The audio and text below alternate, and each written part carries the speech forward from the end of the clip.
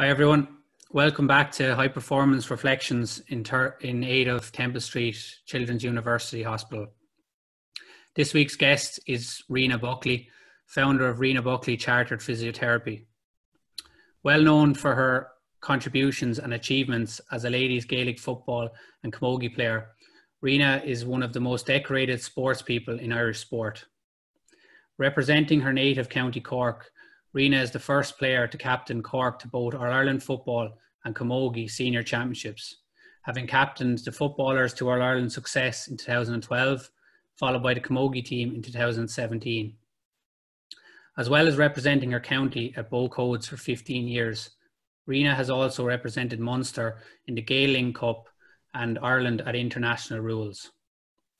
Following her retirement from international or inter-county service in 2018, Rena leaves a legacy that will inspire generations to come. Her incredible list of achievements include 18 All-Ireland championships, 15 National League titles, 11 All-Star awards, 2 Ashbourne Cups, 3 Club All-Ireland medals, as well as being named winner of the Irish Times Sports Ireland Sportswoman of the Year in 2015.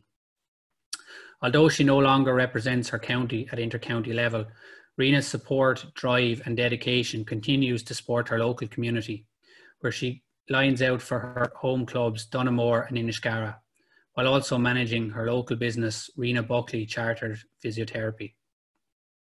So with that, I'm delighted to introduce you all to the guest herself, Rena Buckley. Thanks, Rena, how are you? It's an honour to be here. Thanks very much for asking me to be involved. Temple Street obviously is, it's a brilliant place, so I'm delighted to support it in any way I can.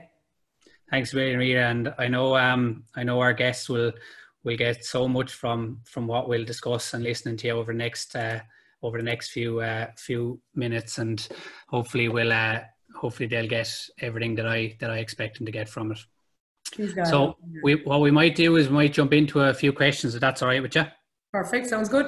Great. So the first question I have for you, I suppose in terms of your sporting, your career and your business or whatever way you want to go with this, the first question I have for you, Rena, is what does high performance look like for you? Yeah, thanks, Peter. I suppose, look, I started playing with Cork back in 2003. I played my last game with Cork in 2017. So, there was 15 years that went into playing, and I think an awful lot of things changed over that 15 years. I mean, when I started out, the gym was kind of something you heard other people might have done. It wasn't something that was expected that you did yourself. Nutrition changed completely in that period of time. I remember the first year I was involved with the Cork Ladies footballers, I remember we went for a fry before our first game.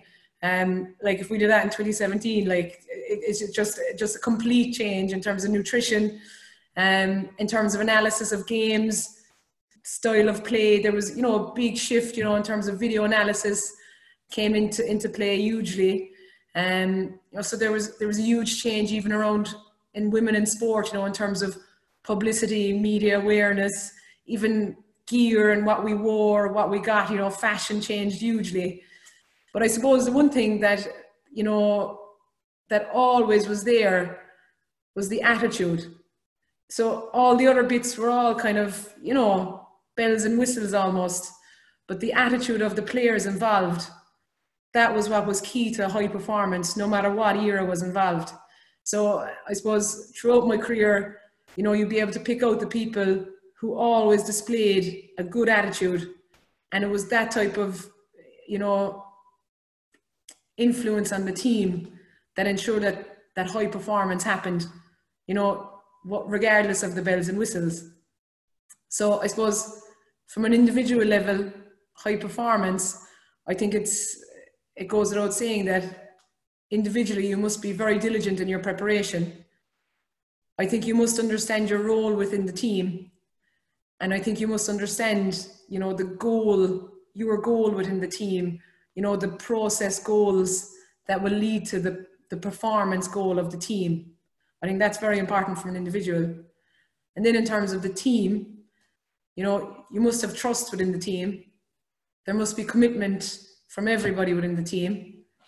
there must be honesty within the team, there must be accountability, and obviously there's requires, you know, a strategy and a plan from an organisation and from a people point of view.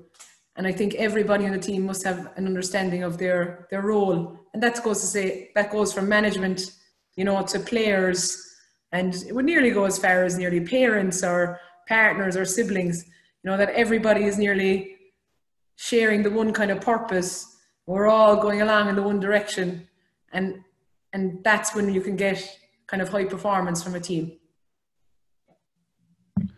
Yeah, really interesting. I suppose it's you know, it's for me, I suppose the most fascinating thing about your career and the teams that you've been involved in is the longevity. You know, we talk about high performance and we talk about maybe how we build it, but I think the sustainability of what you must have had, you know, I've always been curious to know about that. And in terms of that attitude piece, you know, was that something you spoke about, or was that something that, you know, was ingrained there, or where did that come from?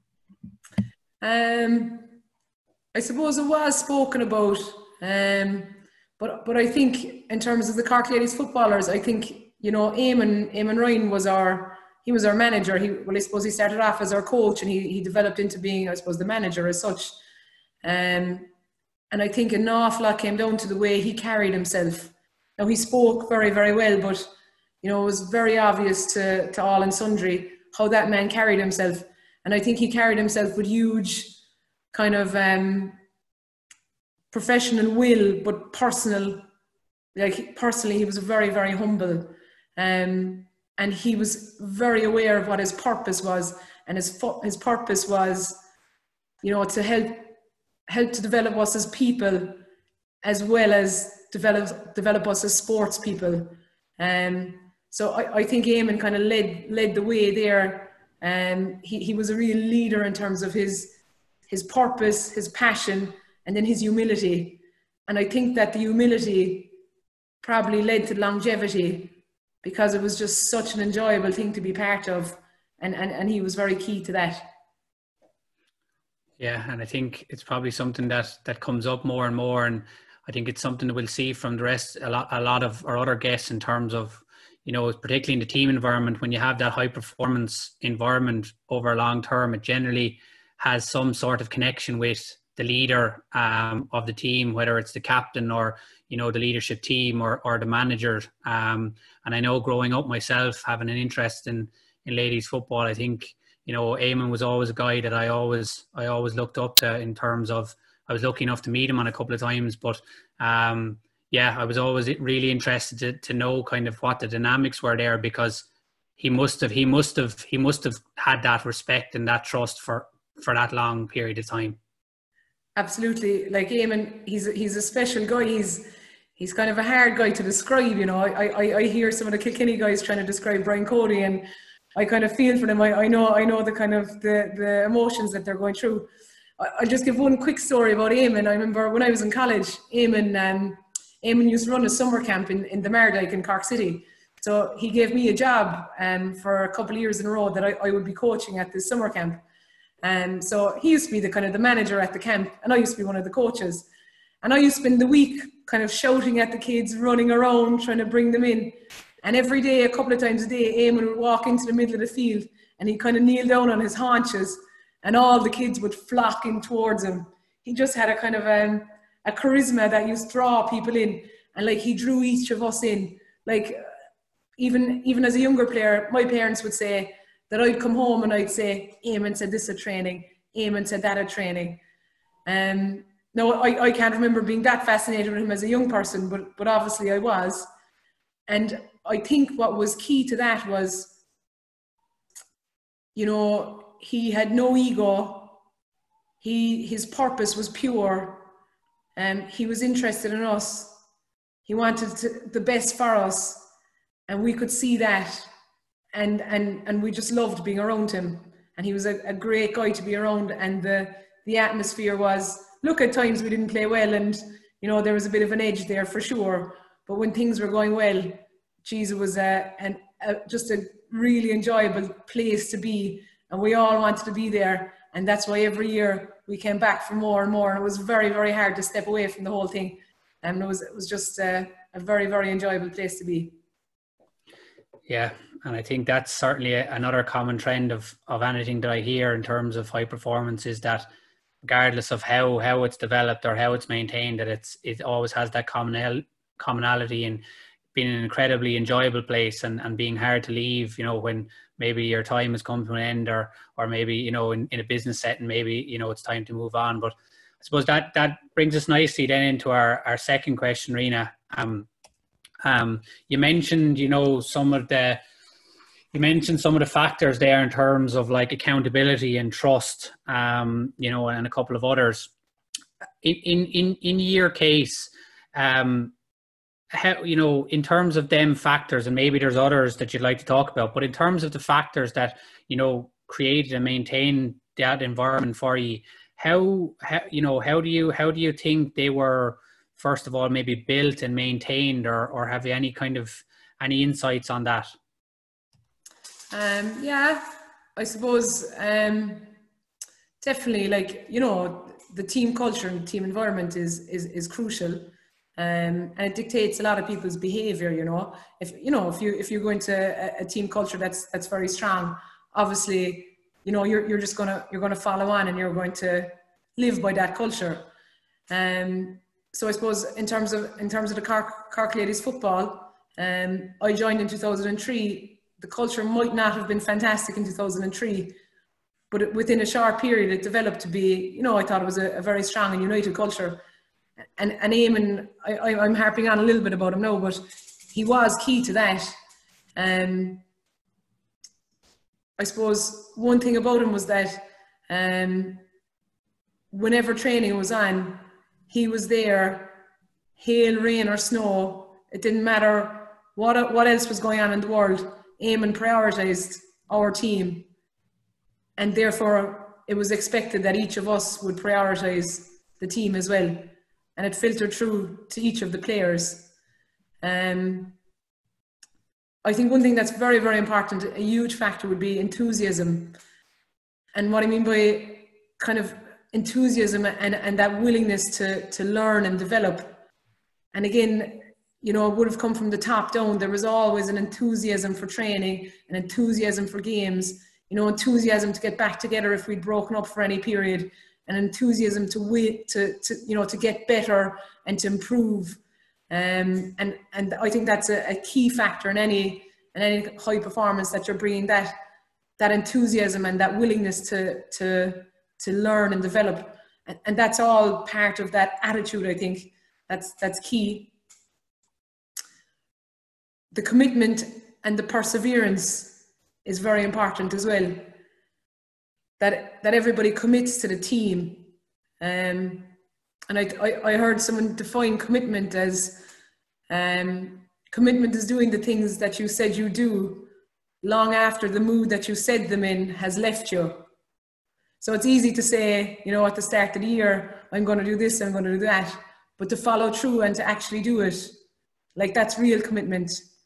And to persevere as well. You know, I suppose success doesn't happen overnight. You must persevere at it. You must develop. You must learn. You know, things have to come together for you know, to be successful. And perseverance, I think, between commitment and perseverance, that's, you know, it's very, very important for any high performance. Yeah, absolutely. I think another kind of key factor as well, which I think can't be overlooked, is social support. So I think every individual, look, you don't need 40 friends, you know, but every individual needs one or two people that has their back all the time. You know, things go well at times, things don't go well at times. But if you have that social support, I think that's very important for every player, you know, or even for every manager as well, that they're able to, you know, to perform as best as they can, having that support behind them and having that backup. It's very, very important.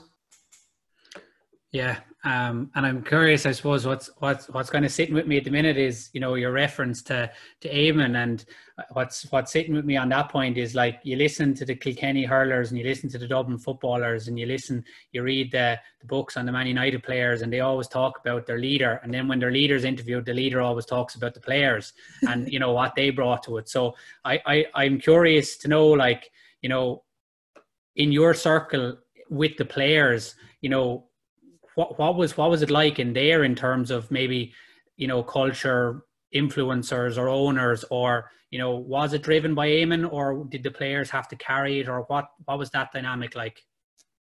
Yeah. I suppose, look, definitely there would have been ownership by the players on the team as well, for sure. I mean, when you cross the white line, you cross the white line, and all the players would have been highly aware of that. And Eamon would have been underlying that, you know, on a regular basis. Definitely we would have had a strong leadership group who would have set high standards in terms of how we trained, the attitude you brought to training, what was expected at training, in terms of complete commitment to the team, no matter what was involved, whether it was fundraising in December or whether it was training in December. You know, the same dedication, the same commitment, the same honesty was always brought to the table, and that led to a huge trust. And it was, you know, there was a huge trust among the players because of that kind of honest commitment that people gave. And you know, people stepped into the leadership role, and that was certainly encouraged by management. And, you know, I suppose we were lucky enough that we had a number of leaders within the team, and it passed around from game to game. Different people stepped up to the mark. But I suppose the culture was so strong within the team, there was an awful lot of trust. And that meant that people could go out and express themselves, you know, with the full backing of the team. And different people stood up on different days. But the culture was strong and the standards were high, and it was driven by a lot of people. And it was certainly driven by Eamon as well. Yeah, that's certainly what it looked like from the outside anyway. I remember watching you and, you know, thinking, Jesus, like, is there any player there that isn't a leader? You know, and that seems to be a common trend with high performance in terms of elite teams. And, you know, in this scenario, we're talking about, you know, a team that had success for such a long period, and it's hard not to be, you know, so interested in that. But I suppose moving on to the next question then, Rena, that, you know, a nice maybe switch in terms of topics. Over the course of your career, and again, you know, feel free to go wherever you like with this, but I'd be interested to know how important reflection was to you or the team, and maybe how it contributed to that high performance environment. Yeah, I suppose reflection is something that I would certainly do on a regular basis. So I trained as a physiotherapist in UCD. So I would have graduated in 2009. So in physiotherapy and in healthcare, reflective practice is hugely encouraged. So that was the first time I would have got any kind of formal kind of training in terms of reflection, and it's something that's obviously I would use in my day-to-day work. So I suppose the system I would use would be fairly basic. You know, there's different types of reflection, but I suppose you would just kind of reflect on what happened, evaluate it, was it good or not good, and then decide whether you're going to implement any changes on your actions. That's kind of how I would personally use reflection, and I'd use it at work, and I'd use it for games and for performance as well. I suppose in sport you hear the term on a regular basis about controlling the controllables, and I suppose it's equally important that you control your reactions to the uncontrollables. So I suppose with reflection, in terms of preparation for a game, after the game I would always reflect, you know, how did I prepare for the game from a physical point of view? How did I prepare in the week coming up to the game? How did I prepare physically before the game, before the warm-up started? What did I physically do in the warm-up? I would reflect on my mentality during the week. What was I thinking about during the week? Who was I talking to during the week? Did they give me energy? Did they take energy away from me? What kind of a mentality did I go into the game with? What was I thinking about before the game? And basically, was it effective or ineffective?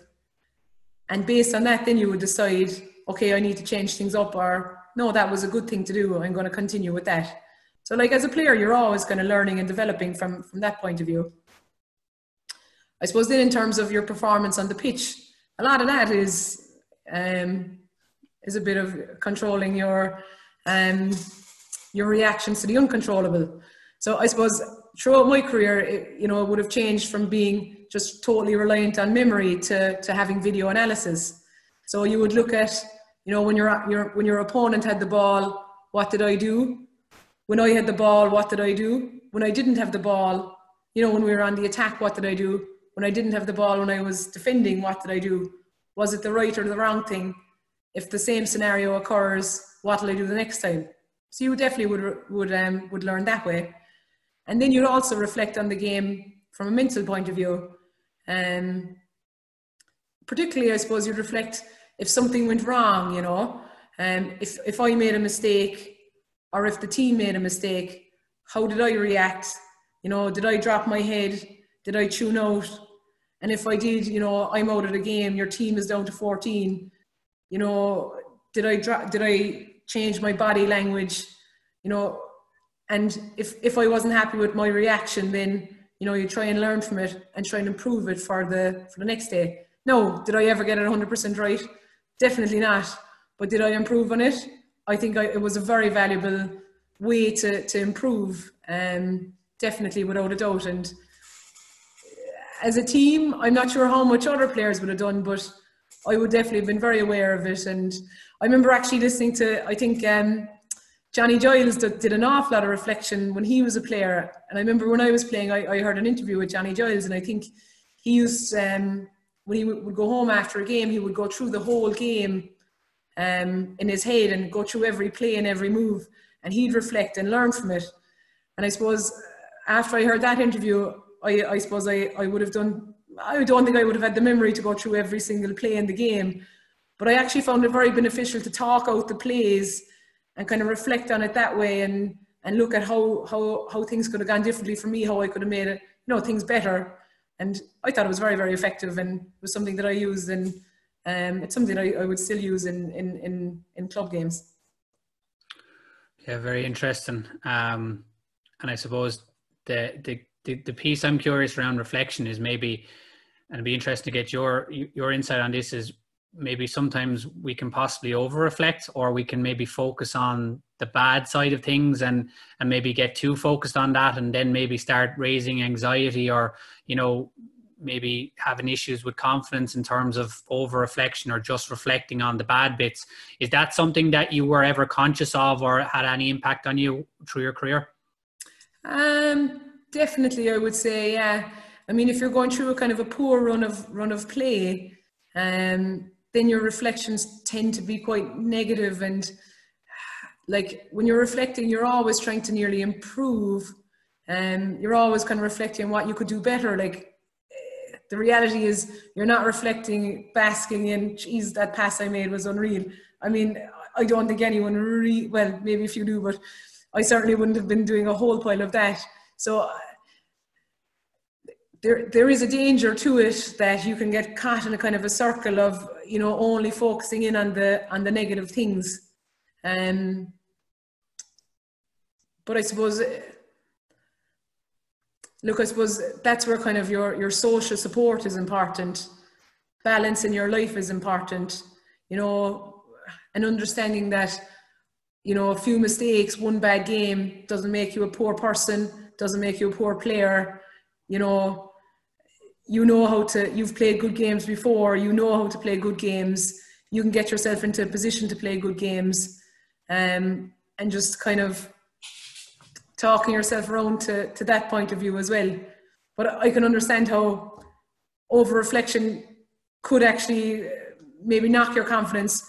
But I mean, having that balanced life, having that social support, hopefully will give you the push in the right direction that, you know what, you've been a good player at times, you can do good things, you work very hard, you can get your form back. Yeah, absolutely. And I think, you know, your point there on control the controllables, there's definitely something in there as well as, you know, maybe needing to focus on what we control more so than, you know, something we can't control or we can't change. And that's certainly something. I suppose for our listeners listening to us, I'm you know, thinking of Jesus, you know, all the depth that they're going into here. That kind of leads us nicely on to our next question. In terms of, you know, resources, and maybe for someone listening in that's either a leader or a player and might want to learn a little bit more about high performance, is there any particular resources that you found useful to yourself or that you could recommend for our listeners? Useful resources, yeah. So I suppose, yeah, I suppose the couple of things I kind of touched on there in the last question. So outside of your sport, you know, I do think that social support, I've mentioned it a few times, but it's hugely important. I mean, you will have times where you play really well, and there will be times you play really badly. But I mean, that's just one aspect of your life. I think it's very important that, you know, that you're viewing that in balance, and that you realize that that's just one small section. You know, there's a lot more to you as a person besides your sport. And I think that's really key in terms of high performance, because you don't want to get stuck in a rut that, you know, things go badly and then you're down on yourself as a person, and then you can't stop playing badly, and it's just leading into this vicious cycle. And that will happen if you don't have balance in your life. You can't be playing well all the time. No, there will be days you play great and you're going to have a pep in your step after it, and that's lovely. But at the same time, you know, sport is just one area of your life.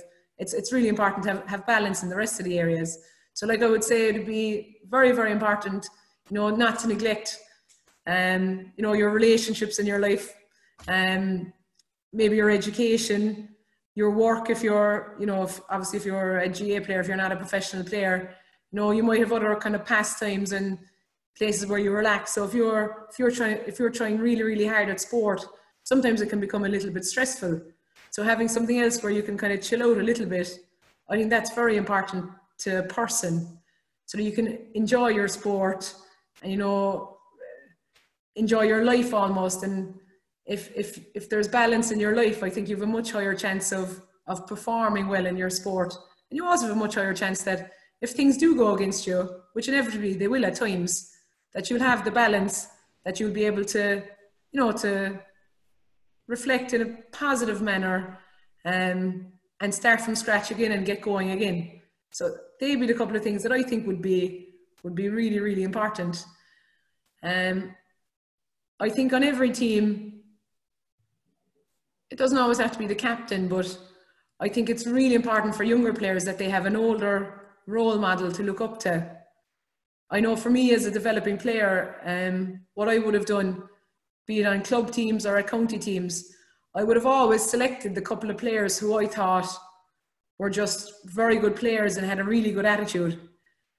And I would have gone away and I would have mimicked them in terms of their preparation, mimicked them in terms of their lifestyle, and tried to mimic them in terms of their characteristics. So I definitely would advise any young player, if there is someone on your team that's a role model, if there's someone on, you know, another team that you admire, you know, try and nearly find out about them and try and mimic them. Because I think in business, you know, plagiarism is something that isn't frowned upon too much. But it's kind of just the same thing in sport, that you're just trying to, you know, basically just copy what that person does, because what they do is successful. So if you're going to copy them, you won't be going too far wrong. They were a couple of bits and pieces of advice I'd give. Yeah, and it's something that pops up among, you know, some of our other guests as well, in terms of, you know, you can read and watch as much as you want, but sometimes it's about going out and learning from the people that are doing it and trying it out yourself and see how it works for you, and tailoring your approach. You mentioned, you know, Johnny Giles there when you were growing up and hearing from him. Was that something you done? Look at kind of different sports, or maybe people that you perceived to be at a high level at the time, and kind of look at what they were doing? Definitely, yeah. As a younger player, I would have been fascinated by you know, the top players. You know, I would have always been enthralled by. I suppose one thing I would have been as a younger player, I was always fascinated by, you know, in terms of the pro teams. I always kind of wondered, what did they do at training? How did they get up to this high level? You know, what was unbelievably special about what they were doing?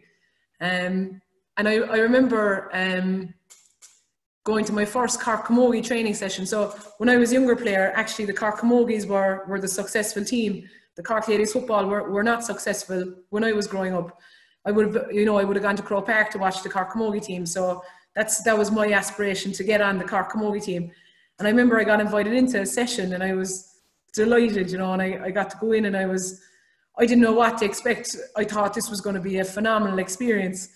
And then I went in there and I realized that what they were doing inside there was fairly basic, actually. It wasn't all that complicated. And it took a while for me to realize that actually high performance, or, you know, a Cork team or an inter-county team, it's often just doing the very basic things, the simple things, really, really well.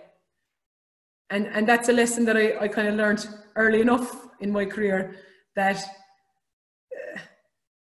you know, there is an awful lot of bells and whistles attached to high performance, but, you know, getting your attitude right, doing the basic stuff really, really well, that is your fundamental thing in terms of high performance. If those things are wrong, you're kind of at nothing, to be honest. So I loved reading and learning about what other people were doing, and, you know, be it Roy Keane in Man United, or Dennis Irwin, or Sonia O'Sullivan, or, you know, Paul McGrath, whoever it was, who I thought was unbelievable at the time, to find out what they were doing. And then when I got the chance to get up a level in terms of training, it kind of gave me a bit of an insight into how important that basic stuff is. And that was a great learning experience for me. Yeah, well said, absolutely. And, you know, your definition there around high performance, you know, it's been something that's been commonly said as well, in terms of doing the simple things, you know, to the best of your ability. And you were lucky enough, I suppose, to come from a county where you don't have to stray too far to look at role models. I was listening to an interview recently of one of the Munster players, and he spoke about all the different talents in rugby that we've produced over the last couple of years in sports. And he didn't describe it as counties, he just described it as West, East Cork, middle of Cork, down near Bantry, all the different parts of Cork that have produced all these superstars. So you definitely were lucky in that case. We were spoiled for choice, yeah. So we might just move on to the next question, if you don't mind. And that's a bit of a challenging one for you, hopefully we'll get some more pearls of wisdom out of you. What is the most important thing that you've learned from your career to date? Yeah, the most important thing, I was mulling over this question for a little bit of time, to be honest. I found it a really, really tough one. So I kind of decided to break it down into two little parts. I know you said the most important thing, but I broke it into, I'll tell you, I think it was back in 2014, we played in the Ladies Football All-Ireland final against Dublin. And as it panned out, I'm not sure if you remember the match, it was the year Dublin actually dominated the game for the first 40 minutes. We were absolutely no-hopers with 20 minutes to go. And I'm not sure how we managed to win the game, but we managed to win the game. So the backstory to that, I'm not sure if it had much of an effect on it or not, was the night before the game in the hotel at the team meeting, Eamon would have been speaking to us, and he gave us a little team talk, and it's something that has stayed with me forever. And I kind of have it as something that's really important in terms of your mindset, be it in sport, be it in work, or whatever it is. So it was again, it was simple stuff. It wasn't complicated in any way. So Eamon had a little flip chart, and he drew up on the flip chart. So on the left-hand side, he wrote down the word aspiration, and then on the right-hand side, he wrote down achievement. And he drew a little line. It wasn't a direct line, it was a squiggly line from aspiration to achievement. And he said that if you have an aspiration and you want it to become an achievement, then there are two main ingredients that you need. And he wrote them along either side of the line. And the first one was commitment, and the second one was perseverance. And he said an aspiration will never become an achievement without commitment and without perseverance. And then he said, and the vehicle or the pathway to get you there is ambition. So that was basically the talk, and I thought it was just a fantastic insight into, a kind of a positive mindset in terms of, if there is something you want to achieve, you must have an idea, you must be dedicated to it, you must be committed to it, and you must persevere, but you must be ambitious as well in order to achieve it. And I think that type of a mindset is something that I really learned through sport, and I think it's something that I would try and bring into your work and so on. So that's definitely kind of something that I think I've been so lucky to have been exposed to. And the second thing is that the process is so simple. The process is never complicated. We hear it in loads of different phrases, but the brilliant basics and be the king of the little things, do the simple things well. And it's said in so many different phrases, and it's very true. Just do the basics very, very well and have a very good mindset. And those two ingredients can, they can bring you so far. And I think that's the biggest thing that I've learned throughout my time playing sport. Very good. I'm not sure who will get the copyright now for that diagram that's going to go up in every dressing room on the wall, whether it's you or Eamon, but we'll just have to figure it out. It mightn't go up in too many dressing rooms in Dublin, but we'll see how that pans out. But it's a great insight into it, and a simple message to finish on in terms of, I suppose maybe all this can be simplified down to, commitment and perseverance, and knowing where you want to go and not giving up to get there. Look, I think it's as good a theory as any. I know. Look, you can. There's so much stuff that can be added into high performance, and I suppose in terms of sport, the science that's coming out behind that, and it's pushing it so far, and the standards are increasing all the time. It's phenomenal. But I think the bread and butter is always going to be the same. And I think, especially for any younger player, that's absolutely key. The rest of the stuff is all add-ons. It's brilliant stuff, but you got to get your basics right. Absolutely. And I can't think of a better way to end today's session. So Rena, I just want to thank you, so much for coming on board. I know our guests are going to get so much insight from listening to you over the last half an hour, and me personally and selfishly is going to take a number of key points away from that as well. But first and foremost, thanks a million for supporting the Temple Street Foundation. I know you have a busy schedule, and I just want to thank you sincerely for taking the time out to support us. Peter, thank you very much. It was a pleasure. Really enjoyed the conversation. Great. Thanks, William, Rena. So that's it for another session of High Performance Reflections. I hope everyone enjoyed it as much as I did.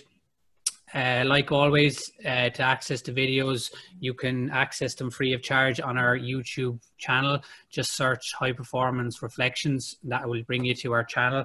And also, if you'd like to donate to our very worthy cause of Temple Street Children's University Hospital, you can do that through our GoFundMe page at GoFundMe. You can search, again, High Performance Reflections, or you can get the link directly on the GoFundMe page or the YouTube channel. So for now, all that's left to say is goodbye. I hope you enjoyed our session, and I'm looking forward to our next session. Take care, everyone.